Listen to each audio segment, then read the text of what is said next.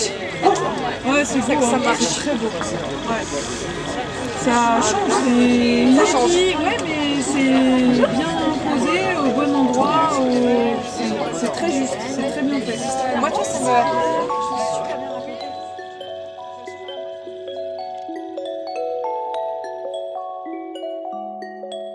Ordre de mobilisation générale. Par décret du président de la République, la mobilisation des armées de terre et de mer est ordonnée, ainsi que la réquisition des animaux, voitures et harnais nécessaires au complément de ces armées. Le premier jour de la mobilisation est le dimanche 2 août 1914.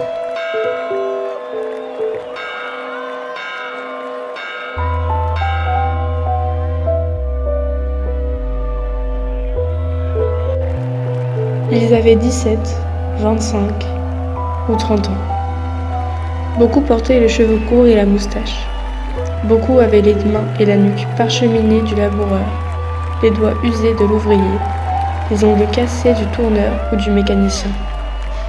Il y avait des parfumés, des arpenteurs, des boulangers, des maîtres d'hôtel, des garçons de bureau, des clercs de notaire, des charcutiers, des instituteurs, des colporteurs, des rédacteurs, des vachers, des portefeuilles, des bergers.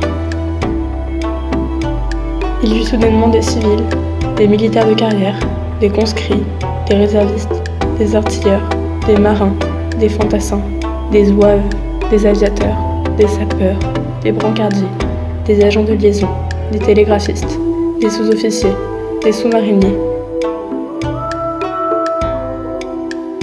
Il y eut soudainement des poilus.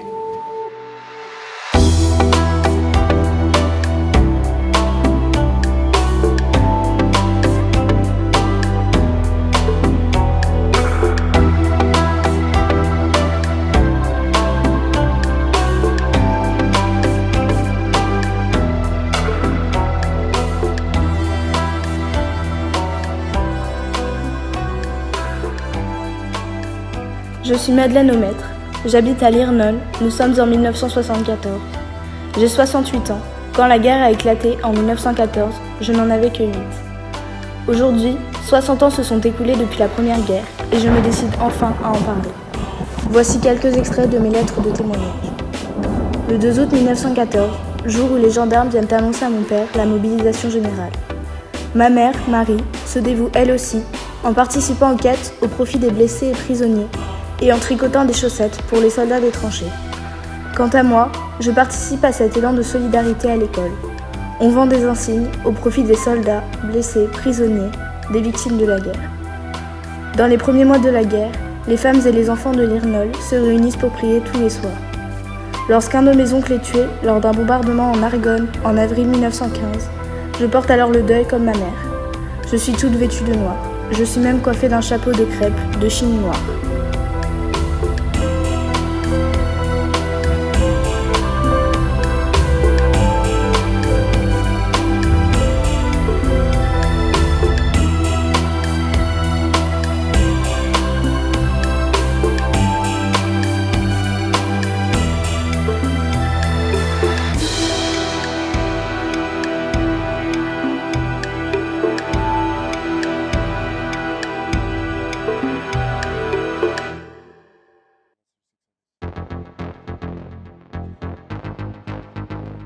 Je suis Célestine Delora, femme d'un poilu, Félix Delora.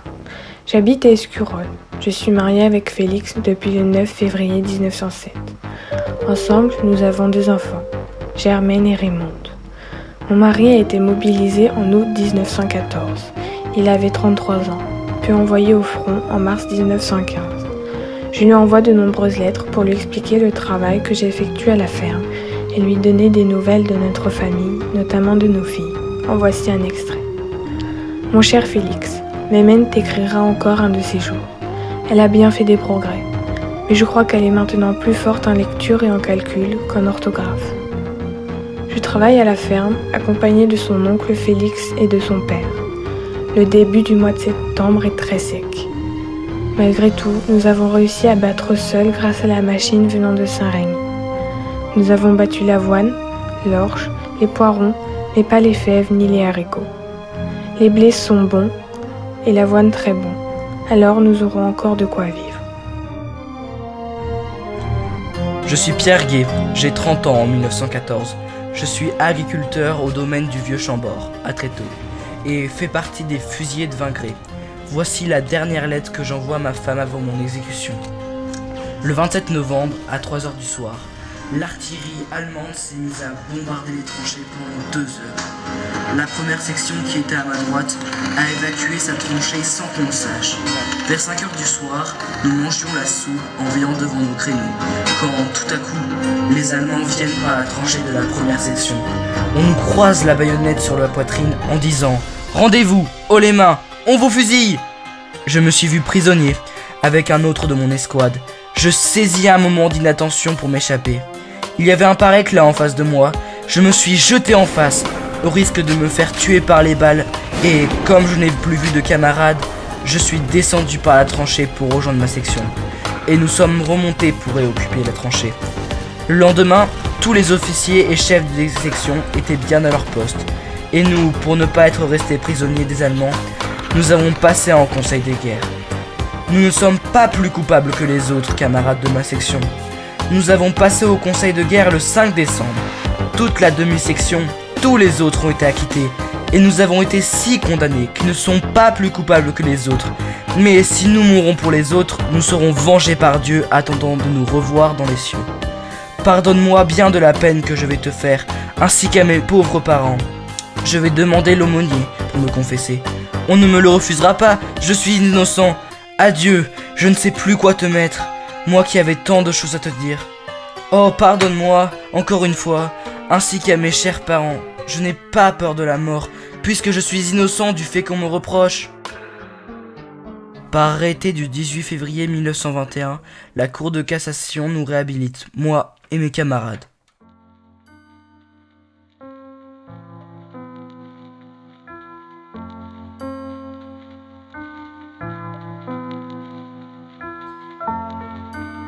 Moi, Daniel Pelletier, je suis né entre les deux guerres. Mon père est mort en héros, et nous venons souvent sur sa tombe pour lui rendre hommage. Je pleure mon père, mais j'espère aussi, car on m'a promis que ça serait la der des der, et qu'on allait vivre des années de bonheur, des années folles.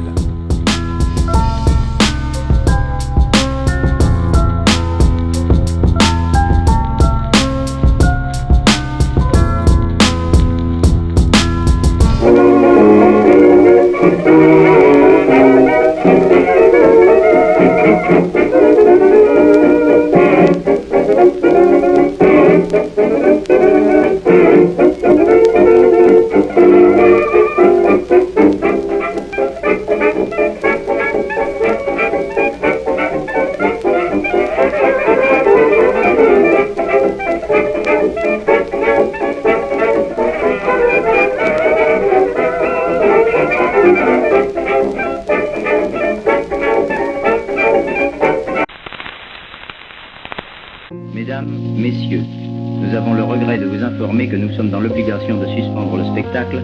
Veuillez donc gagner sans hâte les abris qui vous ont été indiqués. Notre personnel vous guidera. Vous avez tout le temps nécessaire.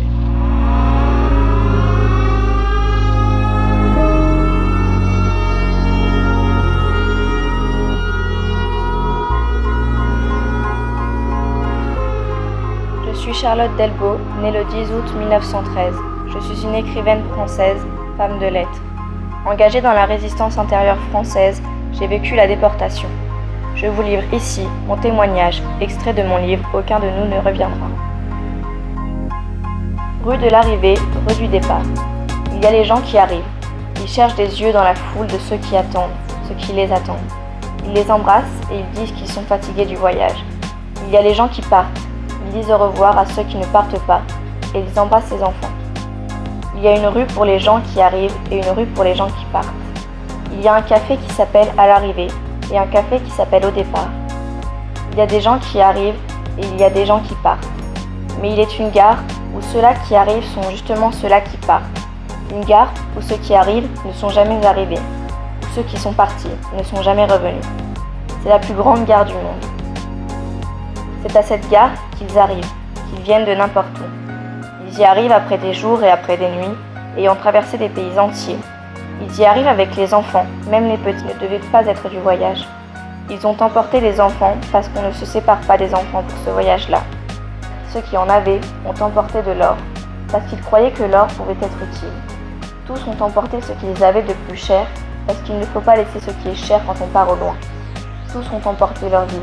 C'était surtout sa vie qu'il fallait prendre avec soi. Et quand ils arrivent, ils croient qu'ils sont arrivés en enfer possible. Pourtant, ils n'y croyaient pas. Ils ignoraient qu'on prit le train pour l'enfer, mais puisqu'ils y sont, ils s'arment, ils se sentent prêts à l'affronter avec les enfants, les femmes, les vieux parents, avec les souvenirs de famille et les papiers de famille. Ils ne savent pas qu'à cette gare-là, on n'arrive pas.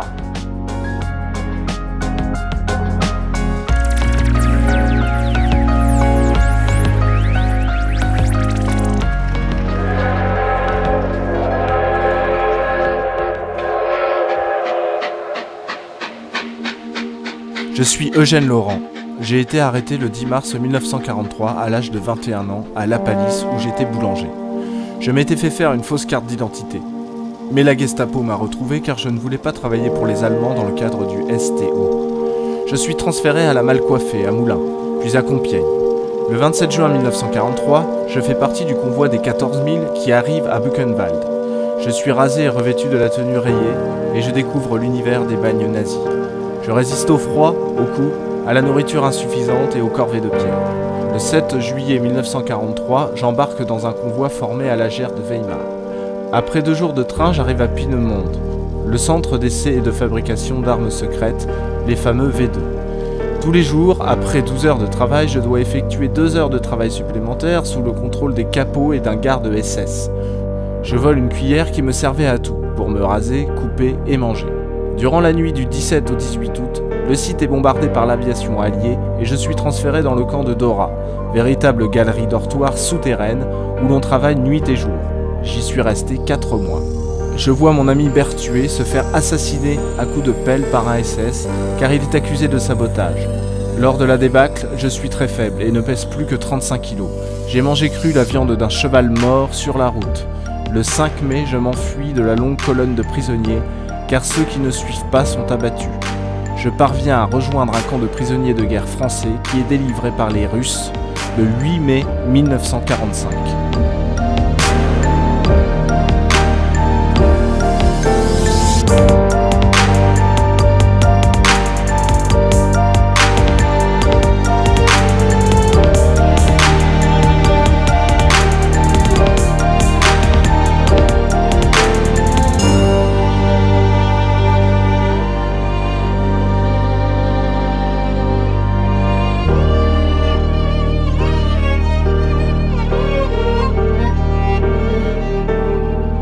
Bernard Bruno, dit Michel, 16 ans, étudiant de Ghana, fusillé des vignes le 24 juillet 1944.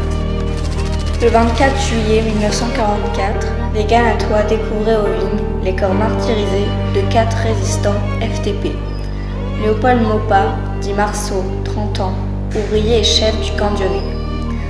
André Cavard, dit Jules, 32 ans, ouvrier plâtrier de Ghana. Raymond Chambonnet, dit Bruno, 32 ans, coiffeur de Ghana. Et moi, Bernard Bruno, dit Michel, 16 ans, étudiant de Ghana. Que s'est-il passé? Le 23 juillet, les camps FTP, Dionné et Chauvet sont attaqués par les Allemands, ce qui conduit à la dispersion des effectifs. Le soir, Maurice Barouin, André Cavard et un jeune FTP se présentent chez les parents Barouin, après avoir échappé aux barrages allemands. Je les rejoins un peu plus tard. Les amis et camarades sont mis dans la confidence et les réseaux s'activent. Nous allons nous cacher dans la cabane des vignes, appartenant à Barouin, sur un coteau, derrière leur maison. Mais les différentes circulations entre le domicile des Barouins et la ville attirent l'attention. 2 miliciens de Vichy sont vraisemblablement prévenus. Accompagnés d'une femme, ils repèrent les maquisards, cachés, et alertent les Allemands. Vers 17h, des voitures et des camions allemands arrivent sur les lieux de leur cachette. Surpris et non armés, 4 FTP sont abattus sur place, devant Madame Chambonnet, qui les avait rejoints. Maurice Barouin, n'ayant pas été touché par les coups de feu, est arrêté tout comme son père et Madame Chambonnet. La maison des Barouin est pillée et incendiée. Maurice Barouin fera partie des derniers prisonniers à être évacués de la prison de la Malpafée de Moulins le 23 août 1944.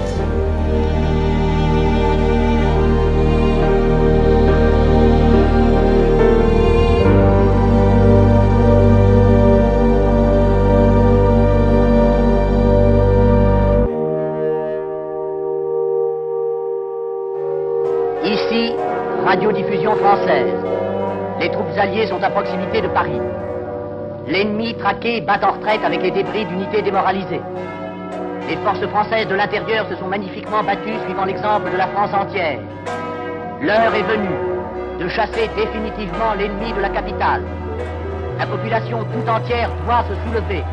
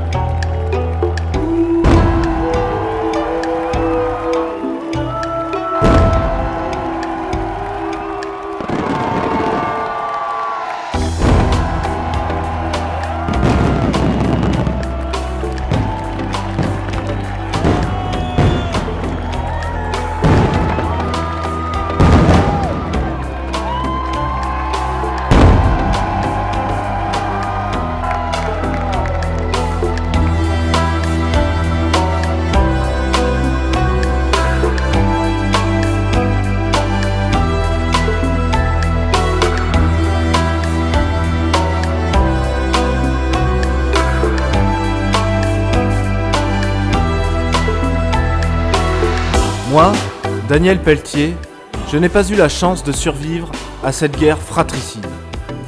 Après de nombreux actes de résistance, je suis arrêté par la Gestapo et déporté en Allemagne. Je serai finalement fusillé le 11 avril 1945, mort pour la France. Mais grâce à vous, mes amis, je suis encore vivant, et j'espère. J'espère parce que pendant cette guerre, j'ai vu ce qu'il y avait de pire, mais aussi ce qu'il y avait de meilleur en l'homme. La solidarité, l'amitié, la résistance, l'amour. Et oui, même l'amour. Je crois toujours en la réconciliation et en la collaboration entre les peuples d'Europe. C'est ça la seule, la vraie victoire.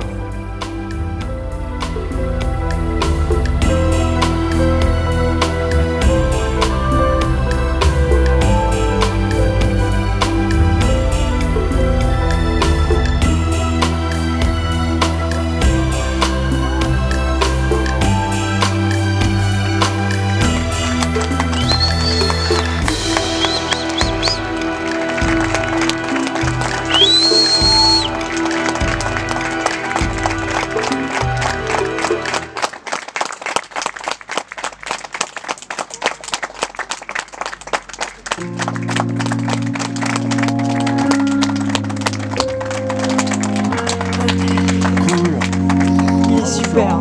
Bah, bravo à toi. Bravo à toi.